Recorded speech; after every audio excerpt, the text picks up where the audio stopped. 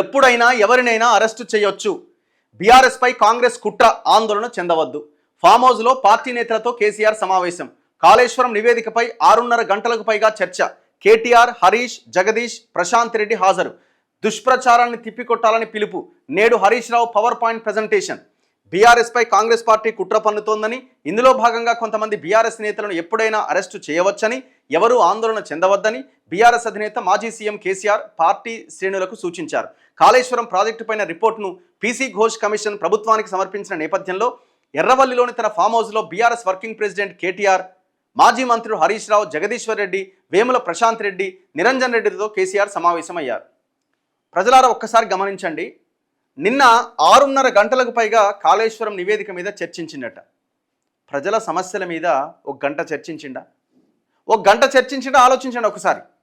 తనకి ఇబ్బంది అవుతున్నప్పుడు, తన పేరును ప్రధానంగా రిపోర్ట్లో ప్రస్తావించినప్పుడు, తన కుటుంబం ఏమైపోతుందో అని అనుకున్నప్పుడు 6:30 గంటలకు పైగా చర్చించిండు. మళ్ళా 6:30 గంటలు, 12 గంటలు, 20 గంటలు, 24 గంటలు, ఇంకొక గంట ఎక్కువ ఉంటే బాగుండు అని కూడా అనుకొని నిద్ర మానేసి, తిండి మానేసి దాని మీదనే పడి చర్చిస్తాడు. ఇక చూడండి, రోజు ఈ నిపుణులు, ఆ నిపుణులు, అందరు ఏం చేయాలి బయటపడడానికి ఏమైనా మార్గం ఉందా అని డిస్కషన్ పెడతాడు. ఎవరికి ఎప్పుడు డిస్కషన్ పెడతాడు? తనకి ప్రమాదం వచ్చినప్పుడే డిబేట్ పెడతాడు. ప్రజలకి సమస్య వచ్చినప్పుడు ఇంట్లో అంటాడు. జరుగుతుంది అదేనా కాదా? 2 సంవత్సరాలు అవుతుంది. 608 రోజులు అట దగ్గర ఆయన నిద్రపోయి. ఈ 608 రోజుల్లో ఎప్పుడు మేల్కొన్నాడు? గతంలో విద్యుత్ కుంభకోణాల్లో నోటీసులు ఇచ్చినప్పుడు మేల్కొన్నాడు 10 రోజులు. మొన్న పీసీ ఘోష్ కమిషన్ ముందుకు వెళ్ళినప్పుడు మేల్కొన్నాడు ఒక 4-5 రోజులు. మళ్ళీ ఇప్పుడు కమిషన్ నివేదిక వచ్చిన తర్వాత మళ్ళీ నిద్ర నుంచి మళ్ళీ బయటకు వెళ్ళిండు. మళ్ళీ ఇది కొంత సైలెంట్ కాగానే మళ్ళీ సైలెంట్గా వంతాడు. మళ్ళీ నోటీస్ రాగానే మళ్ళీ లేస్తాడు.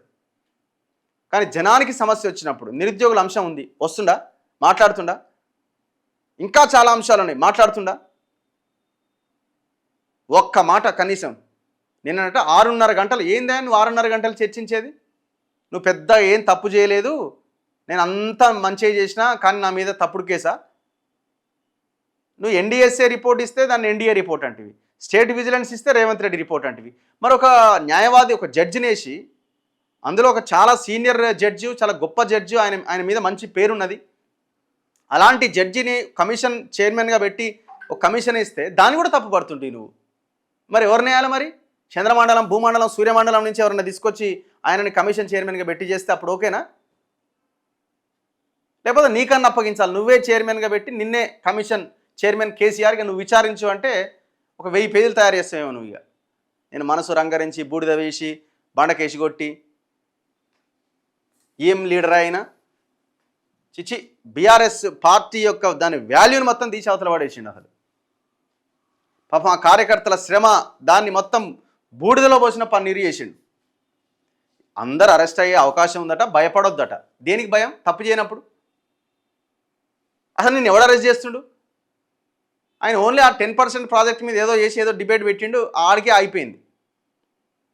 మిగతా 90% ప్రాజెక్ట్ని నువ్వు అరెస్ట్ కాకుండా ఉండడానికి నీ మెగా కృష్ణ అడ్డుకుంటున్నాడు కదా ఎట్లాగో.